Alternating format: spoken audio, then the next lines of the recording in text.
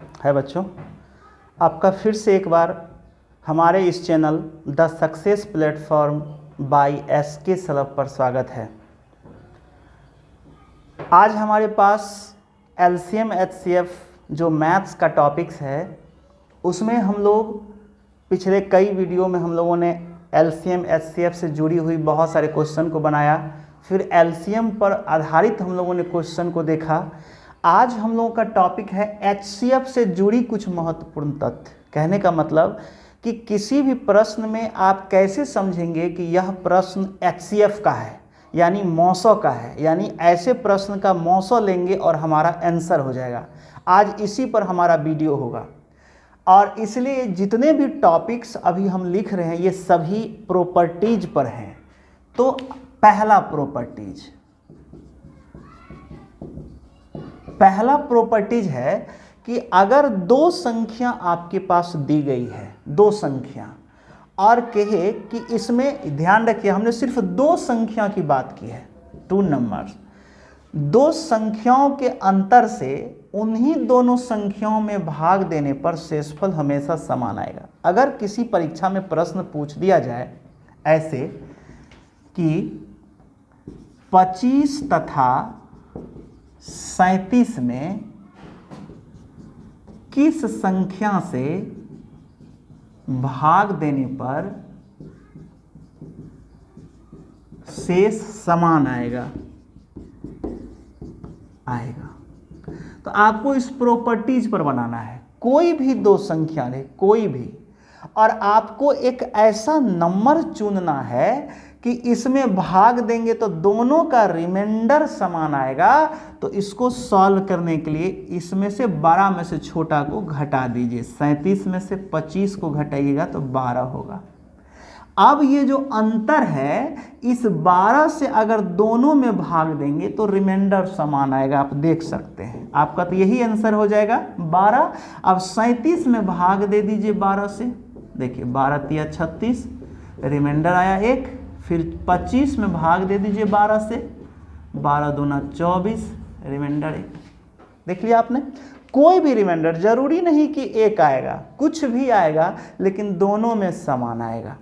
तो जब भी दो नंबर्स आपके पास हों और कहे कि कोई ऐसी संख्या बताइए जिससे भाग देने पर हमेशा रिमाइंडर समान हो, तो दोनों संख्या के अंतर से जब हम भाग देंगे तो रिमाइंडर समान आएगा। इसमें दो क्वेश्चन पूछता है कि एक कहेगा कौन सी संख्या होगी, दूसरा कहता है कि रिमाइंडर कौन सा होगा। तो संख्या पूछेगा तो 12 आंसर हो जाएगा, और रिमाइंडर पूछेगा तो ये जो 1 है ये आपका आंसर हो जाएगा। तो इस तरह से इस प्रॉपर्टीज पर कोई भी दो संख्या के अंतर करके आप बना सकते हैं। चलिए हम लोग अगले प्रॉपर्टीज की ओर चलते हैं, एचसीएफ के अगले प्रॉपर्टीज की तरफ। इस क्वेश्चन में जैसा कि अभी पहला रूल से ही रिलेटेड है, पहला जो अभी आपने प्रॉपर्टी देखा उसी से रिलेटेड है।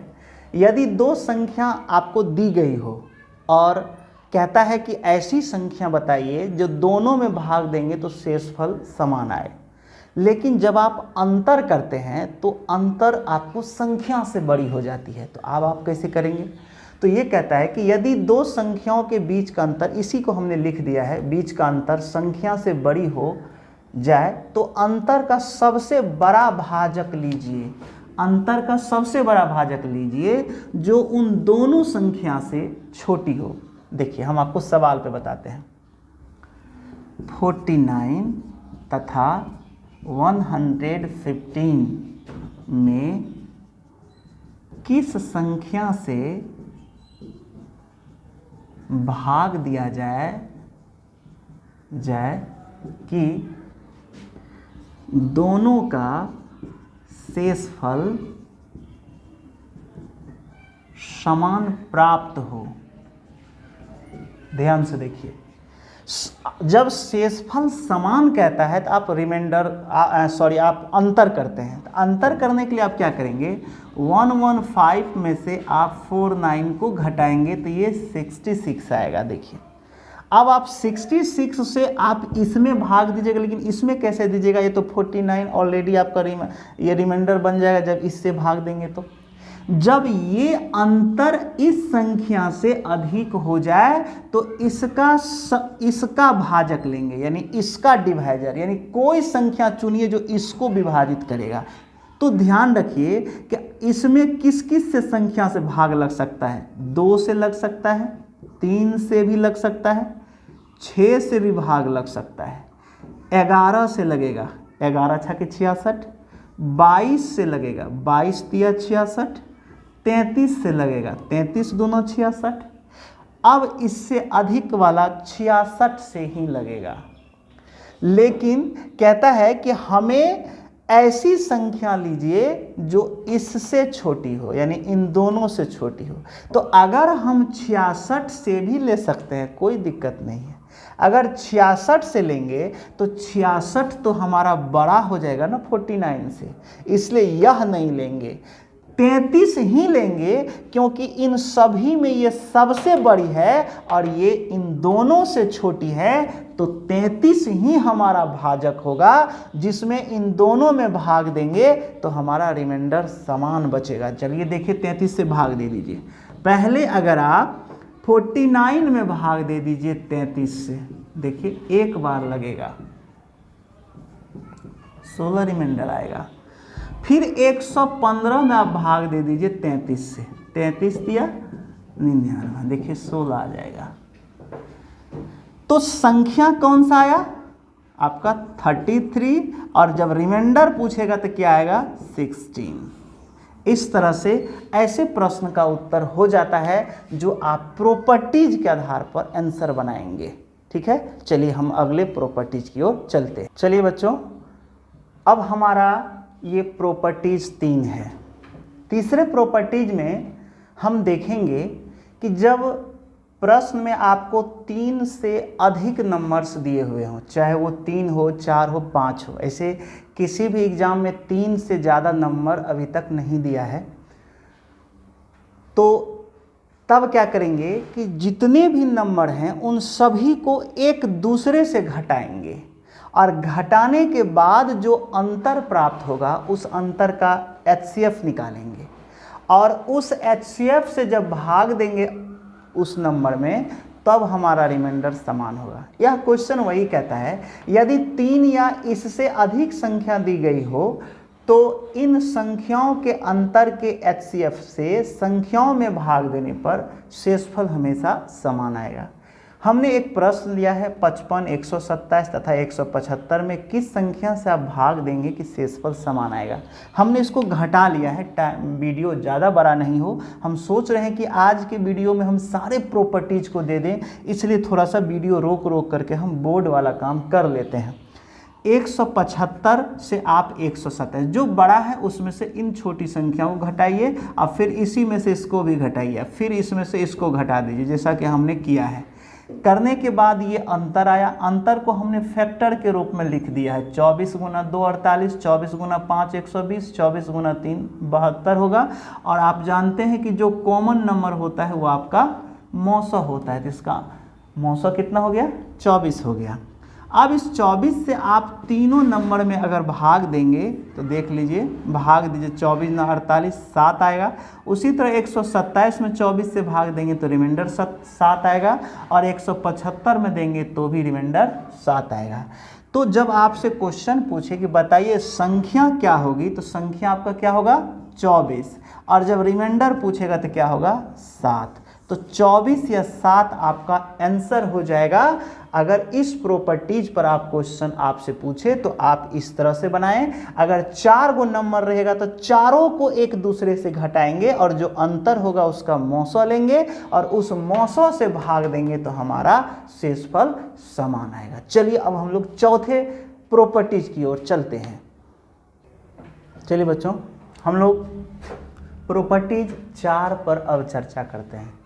इस पर हमने बहुत सारे महत्वपूर्ण बातें लिखी है, जिस पर कि HCF से क्वेश्चन पूछते हैं किसी भी एग्जाम में। जैसा कि पहला प्रॉपर्टी में दिया कि मापक पर आधारित प्रश्न हो। मापक का मतलब हुआ कि आपको प्रश्न रहेगा कि 3 बर्तन है जिसके आयतन इतने इतने, आयतन यानी वॉल्यूम, या 4 बर्तन हैं जिसके आयतन इतने इतने हैं, तो आप बताइए कि वो कितने माप का मापक होना चाहिए जो सभी बर्तनों के मिल्क को या पानी को समान रूप से माप दे, समान रूप से। इन सभी में एक बात आएगा, समान रूप से, ये शब्द आएगा सब में। और जहां समान रूप से मापने की बात होगा उसका HCF ही हमेशा होता है। और कहेगा कि ऐसा कौन सा मापक आए कि सभी बर्तनों के दूध को समान रूप से माप दे, तो उसमें आयतन जो होता है बर्तन का जो आयतन होगा उसका HCF ले लीजिएगा। ये जो HCF होगा वही आपका आंसर हो जाएगा।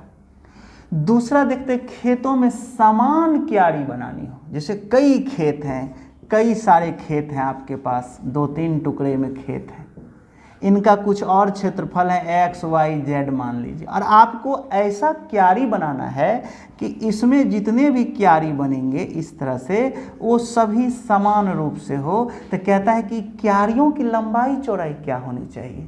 तो कहता है कि ऐसे क्वेश्चन में खेतों के क्षेत्रफल का मौसौ बराबर हो जाएगा क्यारियों की लंबाई गुना चौड़ाई। ये बहुत इंपॉर्टेंट टर्म्स है। खेतों के क्षेत्रफल का मौसौ बराबर क्यारियों की लंबाई गुना चौड़ाई। तो जब भी प्रश्न रहे इस पर, तो खेत का जो क्षेत्रफल दिया रहेगा उसका आप मौसौ निकाल लीजिए, HCF निकाल लीजिए, और तब जो आप क्यारी बनाएंगे उस क्यारी की जो लंबाई चौड़ाई होगी उसका गुणनफल खेत के क्षेत्रफल के मौसौ के बराबर होगा। उसके बाद फिर अगले प्रश्न को हम लोग देखेंगे, अगले प्रॉपर्टीज को हम लोग देखेंगे कि अगर ये क्वेश्चन ऐसा हो कि कमरे के फर्श पर आपको टाइल्स लगानी हो, तो ऐसे प्रश्न में क्या करेंगे, फर्श की लंबाई तथा चौड़ाई का मौसौ लेंगे जो टाइल्स की एक भुजा यानी साइड होगा। एक वर्गाकार टाइल्स लगाते, वर्गाकार टाइल्स का मतलब होता है कि ध्यान से रखिए कि इसकी ये दोनों समान, अगर ये x है तो ये भी x, इसको वर्गाकार टाइल्स कहते हैं, वर्गाकार टाइल्स। तो कोई घर हो अगर और आपको लगाना हो इसमें टाइल्स, तो अगर इसमें लंबाई चौड़ाई जो भी दिया रहेगा उस लंबाई चौड़ाई का मान लीजिए 25 है, अगर ये 30 है तो 25 और 30 का मौसौ ले लीजिए। ये जो मौसौ होगा उसी मौसौ के माप का यानी भुजा वाला, वर्गाकार भुजा वाला अगर टाइल्स लेंगे तो इस घर में पूरी तरह फिट बैठ जाएगा। तो जब भी कमरे पर टाइल्स वाला क्वेश्चन हो तो फर्श का क्या करेंगे, फर्श की लंबाई तथा चौड़ाई का मौसौ निकालेंगे। क्लियर। उसके बाद अगर अलग अलग विषयों की किताबों की ढेर, कहेगा कि मैथ है, रीजनिंग है, इंग्लिश है, हिंदी है, उसकी इतनी इतनी किताबें हैं, उसको आप कैसे कैसे ढेर लगाएंगे कि सभी ढेरों की ऊंचाई समान हो जाए। तो सभी ढेरों की ऊंचाई समान हो जाएगा तो क्या करेंगे, किताबों की संख्या का मौसौ लेंगे, और इस मौसौ जो हमारा होगा अगर उसमें अगर हम ढेर लगाएंगे तो क्या हो जाएगा, सभी किताबों का समान ढेर बन जाएगा। तो ये आपका प्रॉपर्टीज हो गया। और ऐसे क्वेश्चन जहां भी देखेंगे तो आप सब का मौसौ लेंगे। अब इस पर हम सब पर कम से कम एक एक क्वेश्चन हम सब पर दिखाते हैं आपको। चलिए बच्चों, अब हम लोग उस प्रॉपर्टीज पर कुछ प्रश्न कर लेते हैं। जैसा कि है 36 लीटर, 54 लीटर, 63 लीटर आयतन वाला बर्तन है जिसमें मिल्क भरा हुआ है। कितने लीटर के मापक, यानी जो बर्तन है जिससे आप मापते हैं मिल्क को या वाटर को, वो कितने माप का होना चाहिए कि तीनों बर्तनों के मिल्क को वो समान रूप से माप ले। ऐसा नहीं हो कि कुछ मिल्क लास्ट में बच जाए या कुछ मिल्क ज़्यादा हो जाए।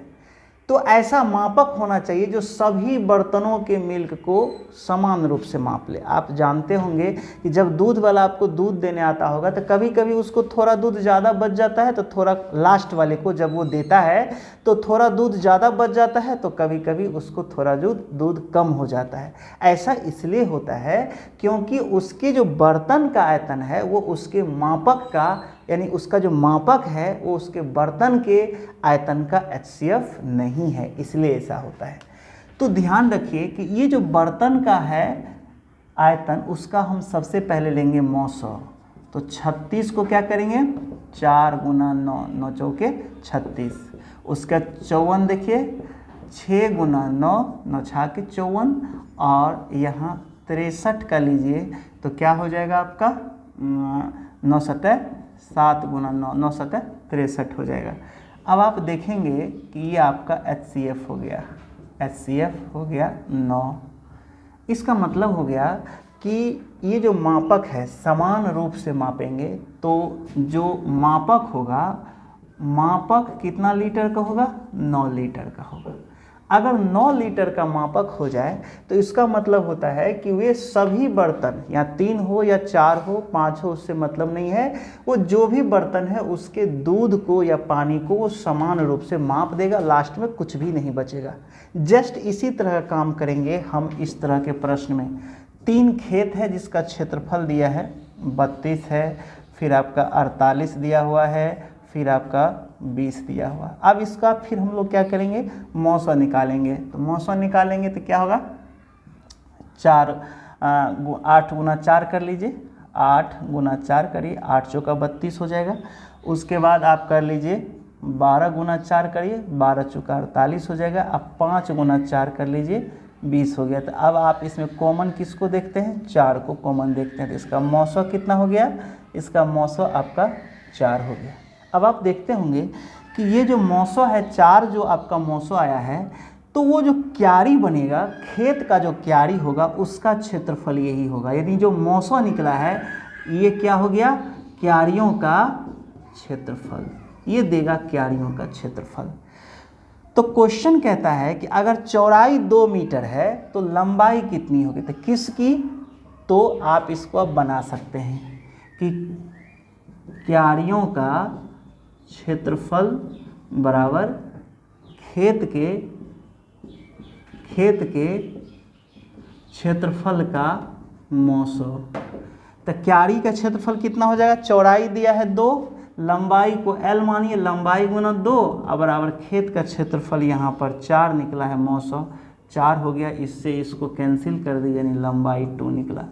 तो आप कह सकते हैं कि यह खेत जो है उसका जो उसमें जो क्यारी बनेगा वो वर्गाकार बनेगा, उसकी लंबाई भी 2 होगी और चौड़ाई भी 2 होगी। तो इस तरह से इस प्रश्न का उत्तर हो गया क्या 2, क्योंकि लंबाई क्या हो जाएगा 2 मीटर हो जाएगा। चलिए फिर अगले क्वेश्चन की ओर चलते हैं। चलिए बच्चों हम लोग उस प्रॉपर्टीज पर कुछ और क्वेश्चन देख लेते हैं। दिया है अंग्रेजी, गणित तथा विज्ञान की कुछ पुस्तकें हैं जिनकी संख्या 36, 40 और 96 है। इन पुस्तकों को ढेरों में ऐसे व्यवस्थित करिए कि सभी पुस्तकें विषयानुसार लग जाए और प्रत्येक विषय का ढेर क्या हो समान हो। तो कहता है कि ढेर की संख्या बताइए कितना होगा। तो जितने भी हैं सब का आप क्या करिए पहले गुणनखंड कर लीजिए। 36 का हमने गुणनखंड कर दिया है, 9 चौके 36, 40 का 10 चौका 40, 96 का 24 गुना 4। तो इसका 900 कितना हो जाएगा 900 हो जाएगा 4। तो ये जो 904 आया वही हो गया किताब का ढेर। क्या हो गया किताबों का ढेर, और यही 4 आपका आंसर हो गया। दूसरा हम लोग देखेंगे क्वेश्चन को कि एक फर्श की लंबाई 30 मीटर, चौड़ाई 18 मीटर है। अब इस फर्श पर टाइल्स लगानी है तो न्यूनतम टाइल्स की संख्या कितनी। इसमें 2 क्वेश्चन पूछता है, कभी कहेगा न्यूनतम टाइल्स की संख्या कितनी है और कहेगा कि टाइल्स की भुजा बतावें। कभी पूछेगा टाइल्स की भुजा बतावें। चलिए इसको देखते हैं कैसे बनाएंगे।